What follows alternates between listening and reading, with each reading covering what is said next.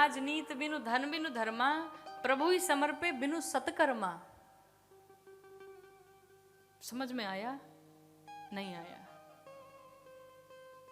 जिस प्रकार से बैंक में आपके अकाउंट में पैसे पड़े होंगे ना, तो वो क्या है? वाइट मनी है। और आपने जितना अपने अलमारी में रखा हुआ है वो सब ब्लैक मनी है। तो जितना गवर्नमेंट की नजरों में है वो वाइट है, और जितना आपके पास है वो ब्लैक है।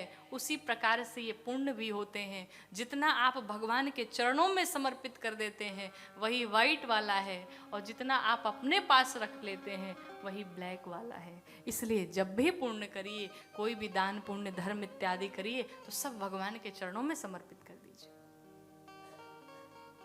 सर्वंग ऋषि ने भगवान को प्रणाम किया, दाहिने अंगुष्ठ से योगाग्नि प्रज्वलित करके स्वयं को समाप्त कर डाला, भगवान में ही विलीन हो गए।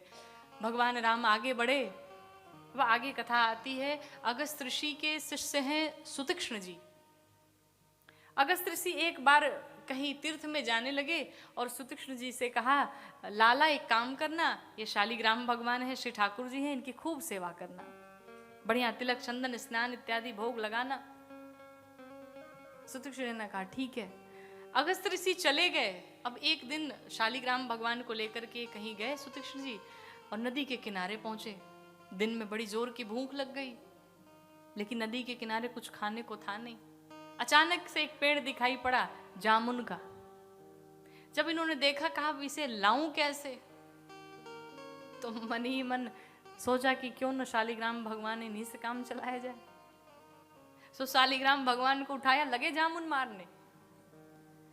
मारते मारते जामुन तो इकट्ठा हो गई कुछ, लेकिन अंत में भगवान शालिग्राम भगवान नदी में चले गए। जब नदी में गए तो सुतीक्ष्ण जी ने सोचा, गुरु जी को उत्तर क्या दूंगा मैं। तो उसमें से एक जो बड़ी सी जामुन थी, उस जामुन को लिया और उसी में बढ़िया तिलक चंदन करके, कपड़े उपड़े वस्त्र पहना के और आसन पर विराजमान कर दिया। अगस्त ऋषि आए, और चेला क्या हाल चाल है? गुरुदेव आशीर्वाद है आपका, हमारे ठाकुर जी कैसे हैं? कहा बिल्कुल बढ़िया। अब अगस्त ऋषि जब आए और भगवान का स्पर्श करना चाहा, तो जैसे स्पर्श करे वो दबने लगे। तो ये सोचे हुआ क्या है। तब तक अचानक से उसमें से थोड़ा जोर से दबाया, तो बीज बाहर निकल गया।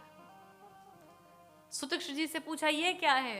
सुतीक्ष्ण जी उत्तर देते हैं, कहते पुनि पुनि चंदन पुनि पुनि पानी, ठाकुर जी गल गए हम का जानी। प्रभु जब देखो तब स्नान कराना, तिलक लगाना, अब वो गल गए, वो मेरी क्या गलती है।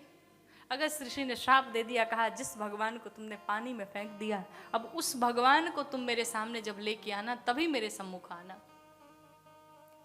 शिष्य का भगवान ने कल्याण कर दिया, श्राप में भी कल्याण हो गया, और वही सुतीक्ष्ण ऋषि तभी से भगवान का नाम जपने लगे। सुतीक्ष्ण जी कहते हमने जीवन में कोई इतना बड़ा पुण्य नहीं किया, तपस्या नहीं की, मुझे कुछ आता नहीं है, लेकिन मैं इतना विश्वास के साथ अवश्य कह सकता हूँ कि जो मेरे रघुनाथ जी के भरोसे बैठ जाता है उस पर रघुनाथ जी अवश्य कृपा करते हैं।